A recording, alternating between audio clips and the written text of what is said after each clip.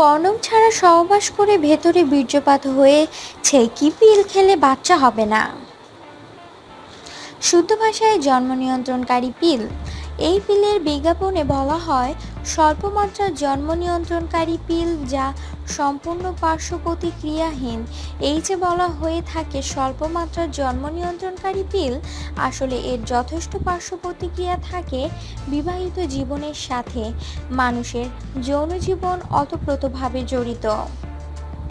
সেই জীবনের নানা প্রাপ্তি অপ্রাপ্তি জড়িয়ে আছে আপনার জানা না জানার ওপর। পরিকল্পিত পরিবার গড়ে তোলার ভিত্তিটা তাই মজবুত হওয়া চাই। পরিবার পরিকল্পনার সাথে যে বিষয়ের সম্পর্ক রয়েছে তার নাম নিয়ন্ত্রণ, আর একটু সহজ করে বললে জন্ম নিয়ন্ত্রণ। এর জন্য রয়েছে ক্যাফেটেরিয়া অফ চয়েস, মানে নিয়ন্ত্রণের একগুচ্ছ পদ্ধতি। সেখান থেকে জেনে বুঝে নিজের পছন্দ মতো পদ্ধতি বেছে নেওয়া।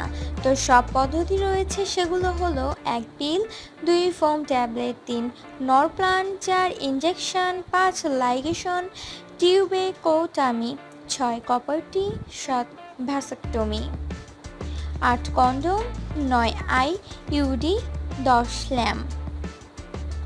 এতক্ষণ ভিডিওটি দেখার জন্য আপনাকে অসংখ্য ধন্যবাদ। ভিডিওটি ভালো লেগে থাকলে প্লিজ চ্যানেলটি সাবস্ক্রাইব করুন, ভিডিওটি লাইক অ্যান্ড শেয়ার করুন। Thank you.